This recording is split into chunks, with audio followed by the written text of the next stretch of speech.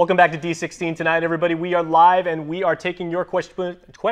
Facebook.com/KUAM News is the URL that you want to hit because we have some great topics right now. And we go right into our questions with our esteemed senators tonight. And Senator McCreadie, we'll start with you. We'll go right to left on the panel. This one comes from Jennifer Rose Artero Rios, who says, why are conservation officers, Senator, so neglected? First of all, I want to address the conservation officer issue. We introduced the bill, Bill 160, passed by the legislature. I think we had 15 co-sponsors. The entire legislature co-sponsored it. The governor signed it into law. And in that bill is to hire new conservation officers because they are neglected, and we can no longer do that. There's some federal hires that we always have to come back to the table, and Dennis Rodriguez has been very good at that, is making sure that their job doesn't just end when the federal funding ends, that we continue to make sure that these guys not only have a job to support their families, but they're also supporting our resources, which is the water, illegal fishing, illegal hunting. So it's imperative that we continue to focus. I mean, it's a small group of people, but we have to make sure that small group of people grows and they can be sustainable into protecting our natural resources. So okay. Absolutely. Well, let's ask your senatorial colleagues. Senator Rodriguez, we were talking just moments ago about public safety and, with police officers and firefighters and marshals and all the fine work that they do. It seems like Jennifer might be asking, why are conservation officers maybe not treated as well as those other law enforcement professionals? That's right.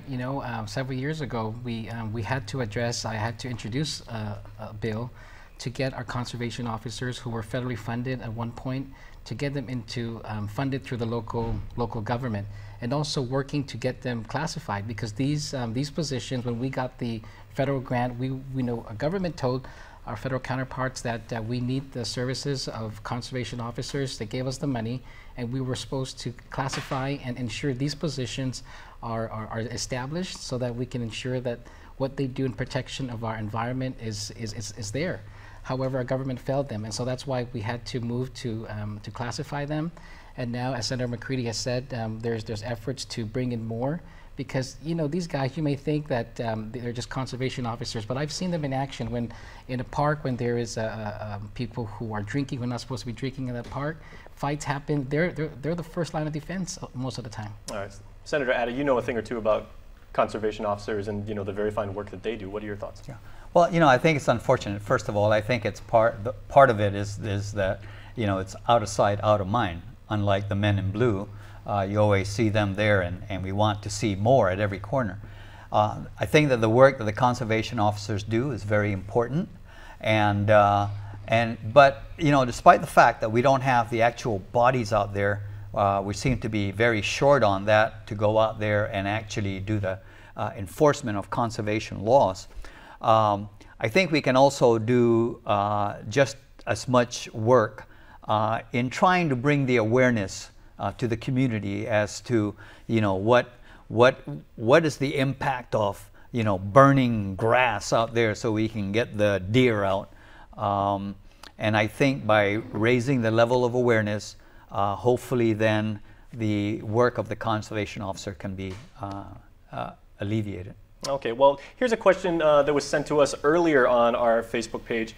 For each of you gentlemen, we'll start with you, Senator Ada.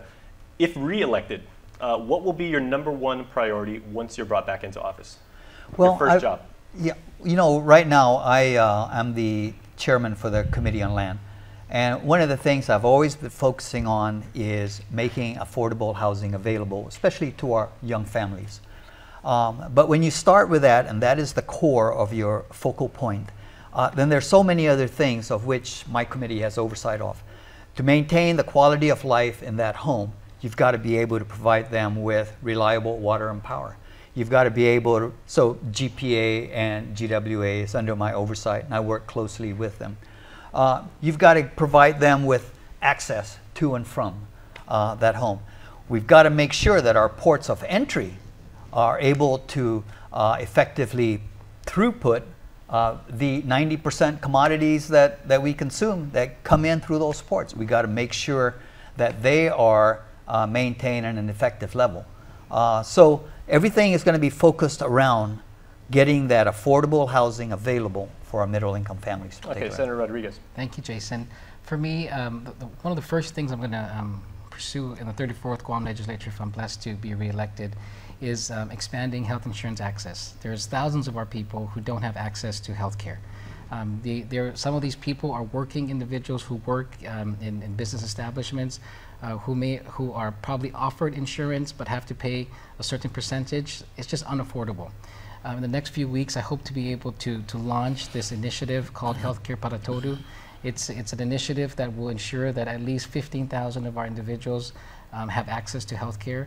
And if we're reelected, I'm hoping to use that as my guiding principle, as the roadmap to be able to get access to healthcare for our people. And the roving healthcare resource, definitely a good start towards that. And Senator McCreadie, final word is yours. You've undertaken a lot of different projects. So if reelected, what's job one for Brant McCreadie? Public safety.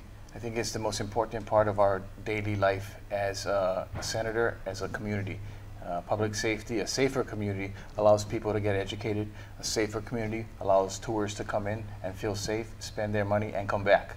A safe community allows us to send our police officers out there with the proper resources they need to go home to their families safely. So I think we have to protect our community, we have to protect our most vulnerable, which is women and children, and then we have to protect the people that are protecting us, which is all the law enforcement officers, whether it's customs, the marshals, the GPD, or DOC, or the agriculture, or conservation officers. We have to make sure that public safety is number one, and I continue to do that. I've been doing that for 4 years, and I'll continue to do that if I'm lucky enough to be elected. All right, very well, gentlemen, thank you. The people on Facebook reacting very positive to your answers, so good luck to all of you as you pursue another term. Now, a quick question we want to ask you guys. We'll go to our lightning round if we can. We'd like to ask each of you gentlemen, we'll start with Senator Brant McCreadie, to ask your colleagues a real quick question. Wow. And this one's fast, so you ask fast, you respond fast. I won't ask them if they will vote for me, because that question was already asked. How about, I've been working with them for 4 years, and I look up to Senator Ada because he's the senior. I work good with Dennis Rodriguez. They've both signed on to my bills, and I've signed on to some of theirs. What is what's the best bill you like that I have introduced? And 15 seconds each, please, gentlemen. There's been a lot, so.